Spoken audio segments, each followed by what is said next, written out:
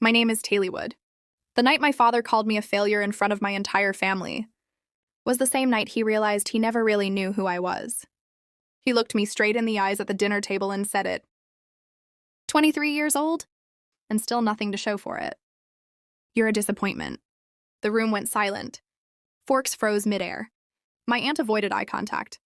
My cousins pretended to scroll on their phones. But what my dad didn't know was that the man standing quietly behind him, the man he was about to mock, was my boss, the CEO. And he was about to walk in. Let me start it. I'm 23. And in my family, that number comes with expectations. By 23, my dad had already bought his first car. By 23, my older brother had started his engineering job. By 23, according to my relatives, I should have been married. Or at least settled. Instead, I worked long hours at a corporate office downtown. I barely posted on social media. I didn't talk much about my job. And I definitely didn't brag. Not because I had nothing going on, but because I was building something quietly. You see, I didn't grow up spoiled. I grew up trying to earn validation, trying to be heard, trying to prove I wasn't too sensitive, or too ambitious, or too different. My father believed in hard work, but only the kind he understood. If you weren't sweating in the sun, lifting something heavy, or holding a visible title, he didn't believe it counted. Corporate strategy, brand development, digital growth campaigns, to him it was playing on a laptop. And that Friday night dinner was supposed to be normal. Just family, just food, just another evening of subtle comparisons and passive-aggressive comments. But that night, something felt different. The dining table was full. My dad sat at the head like always. My mom quietly serving everyone. My brother talking about his promotion. Everyone clapped. My dad beamed. "That's my son," he said proudly. Then his eyes shifted to me. "And you, Wood? Still working that little assistant job?" My chest tightened. I wasn't an assistant. I hadn't been for months. But I never corrected him, because every time I tried explaining my role, he'd laugh. Marketing strategist? What does that even mean? So I stayed quiet. But my cousin chimed in. "Yeah, what do you actually do?" And that's when my dad leaned back in his chair, smirked, and said the words that would echo in my head for the rest of the night. "She's still figuring life out. Some people just don't have leadership in them." The table got awkward. I felt heat rise up my neck. I wanted to speak. I wanted to say, I lead campaigns. I manage multi-million-dollar clients. I built a digital strategy that increased revenue by 42% in one quarter. I'm one presentation away from becoming the youngest director in the company. But instead, I swallowed. Because daughters like me are taught something dangerous. Be respectful. Don't embarrass your father. Keep family matters inside the house. So I smiled. "I'm doing fine, Dad." But he wasn't done. "Fine isn't success, Wood. You need to stop dreaming and start achieving." At 23, I was already ahead. And then he said it. "In this house, we don't raise failures." The word hit differently when it came from your own father. Failure? I felt like I was 12 again, standing in the hallway with a report card. Not good enough. Not smart enough. Not strong enough. The room was silent. No one defended me. No one ever does when it's parental truth. And just as I was about to excuse myself from the table, the doorbell rang. My mom looked confused. "We're not expecting anyone."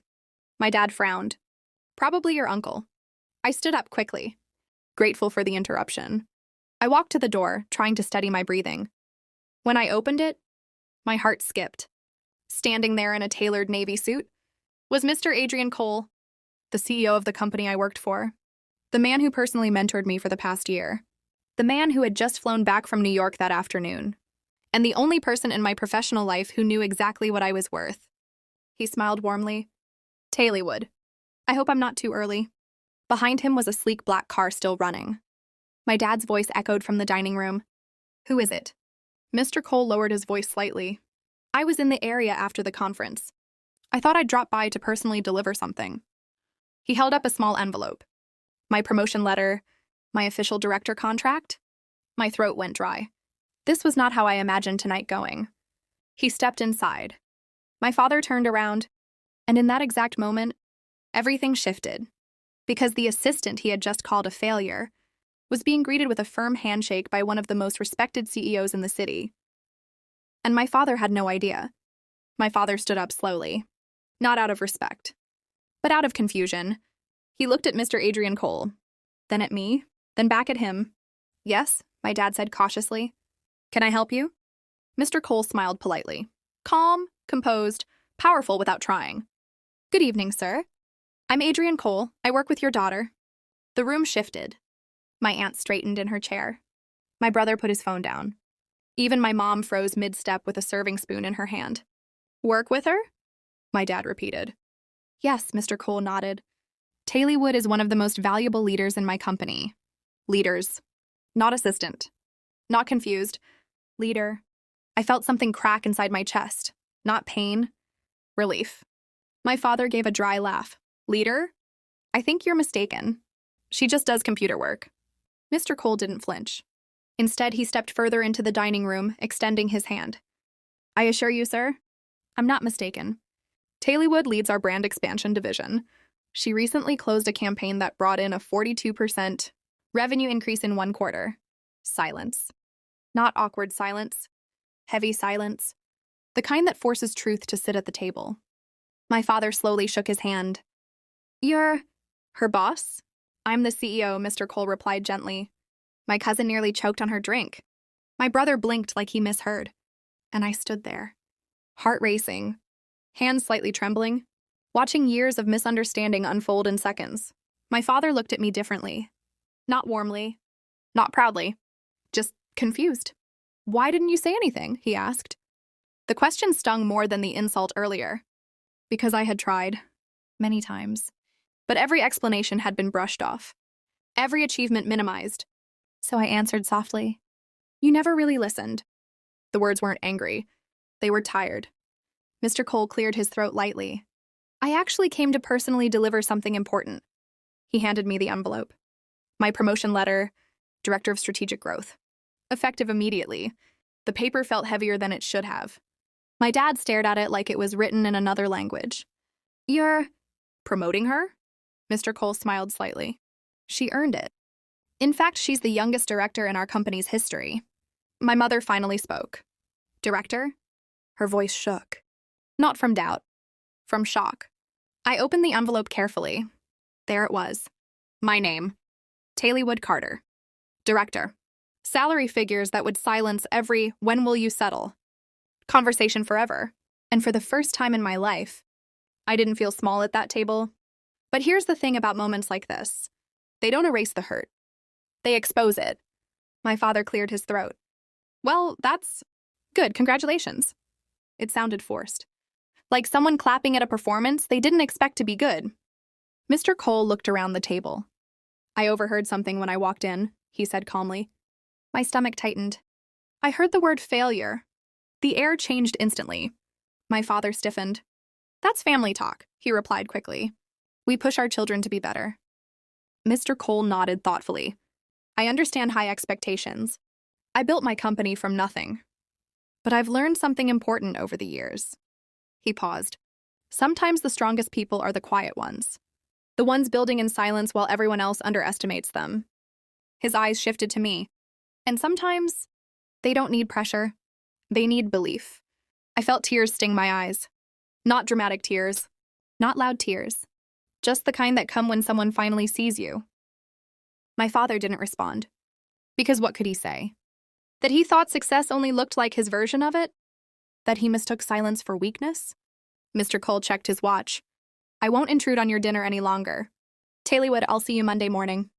We have a board meeting. Board meeting. Another word that didn't belong to the failure narrative. As he turned to leave, he stopped beside my father. Sir, he said respectfully, you raised a remarkable woman.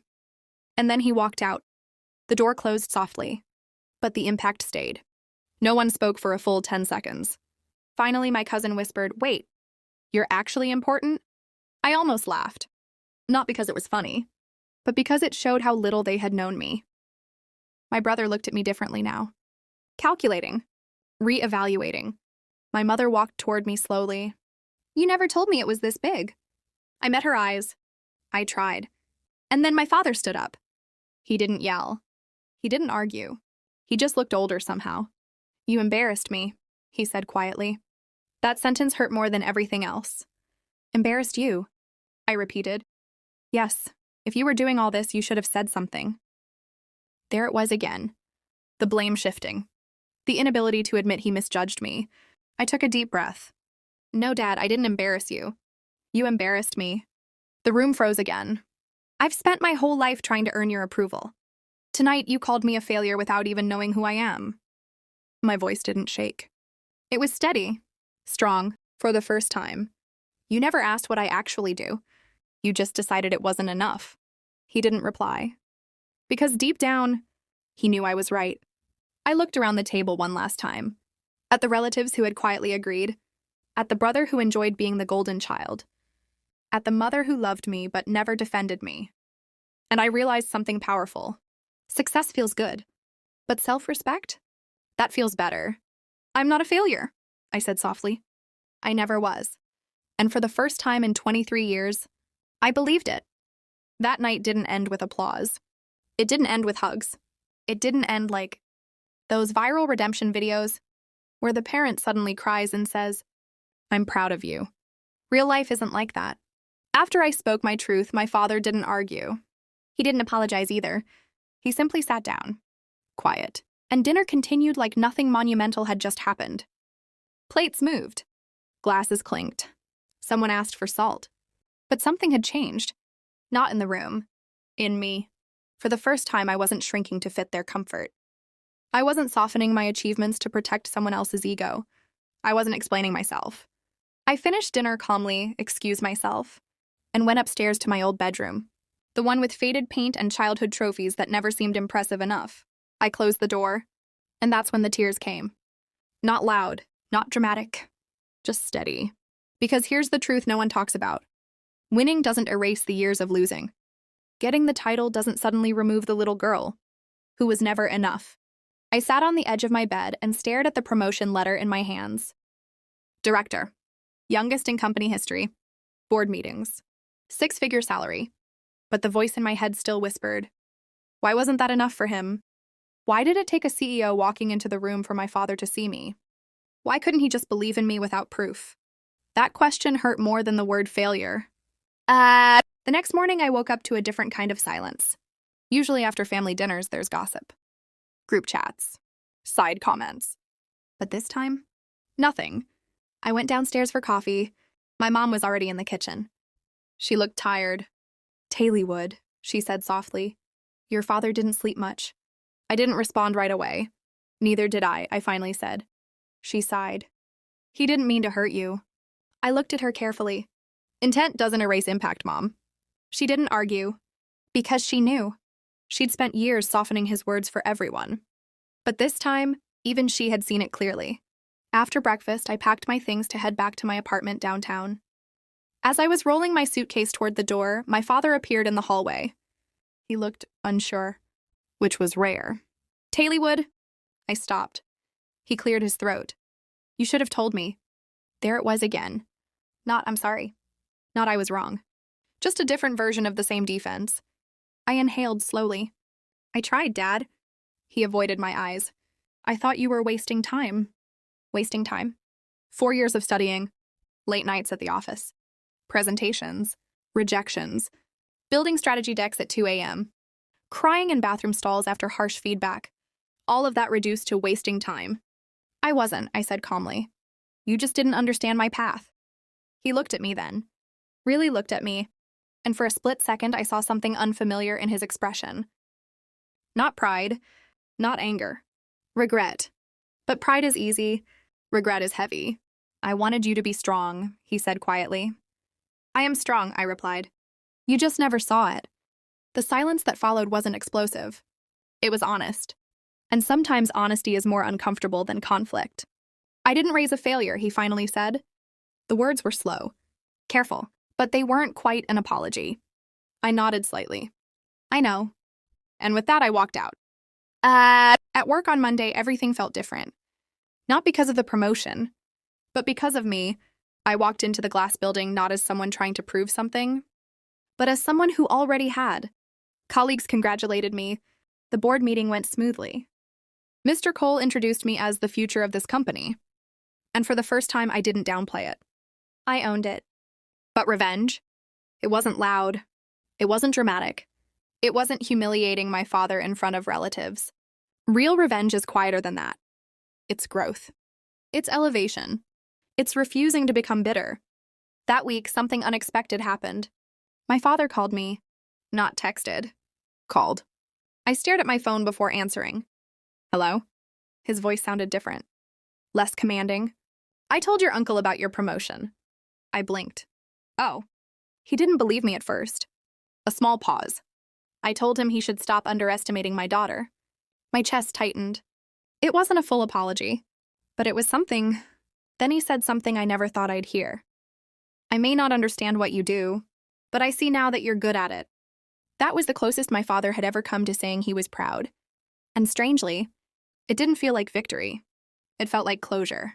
Because the real revenge wasn't making him feel small. It was showing him I was never small to begin with. Here's the truth about betrayal and validation. Sometimes the people who doubt you aren't your enemies. They're just limited by their own understanding. My father grew up believing success had one shape, one sound, one path, and I chose a different one. That scared him, so he called it failure. But success forced him to expand his definition.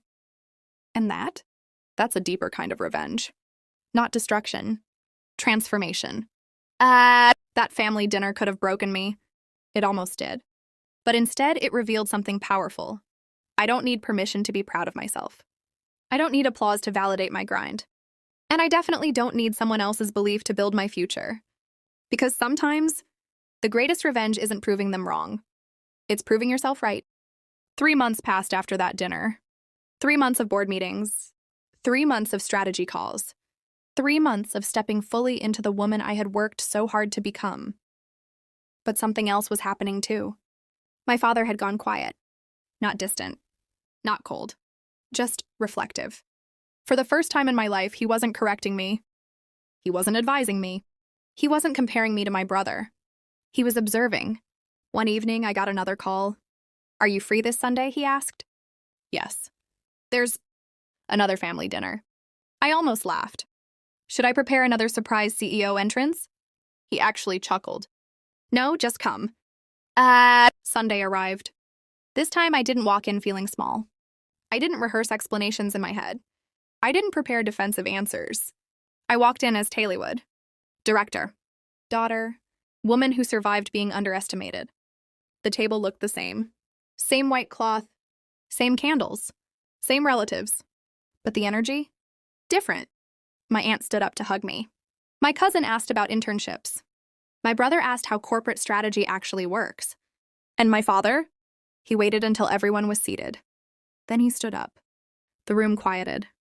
My heart started pounding. Not from fear. From uncertainty.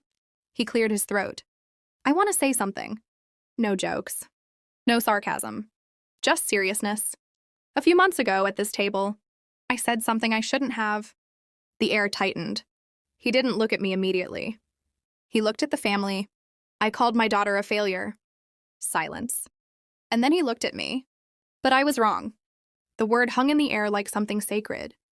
Wrong! Do you know how powerful that word is? When it comes from a parent who never admits mistakes. I thought success looked one way, he continued. I thought strength sounded loud. I thought leadership meant being the boss of people you could see. He paused. But I didn't realize strength can be quiet. Leadership can be strategic, and success can be built behind a screen. A small, nervous laugh moved through the room. He took a breath. I didn't understand her world, so I dismissed it. My chest felt tight. Not with pain, with release.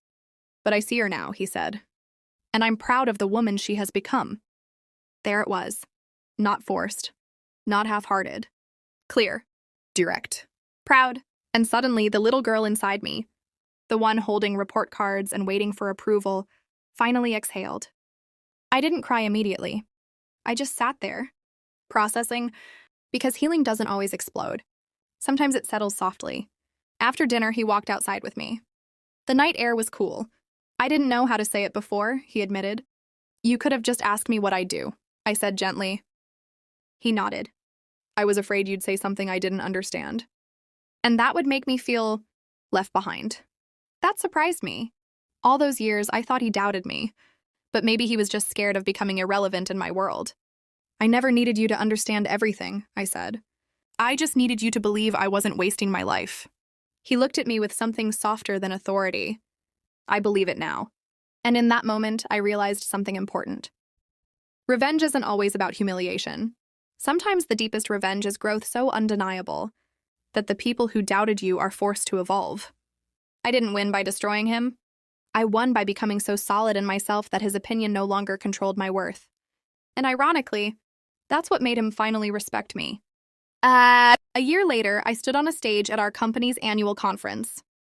Spotlights, hundreds of employees, industry leaders, and in the front row, my father. He wasn't confused anymore. He wasn't skeptical. He was listening. After my speech, he stood up first to clap. Not because I needed it, but because he wanted to give it. And that's the difference. If you're watching this right now, if you've ever been called not enough, if you've ever been underestimated by the very people who were supposed to support you, let me tell you something. Your timing is not their timeline. Your path is not their blueprint. And their doubt is not your destiny. Sometimes the loudest criticism comes from limited vision. But your job is not to shrink, not to argue, not to beg for validation. Your job is to build, quietly, consistently, relentlessly.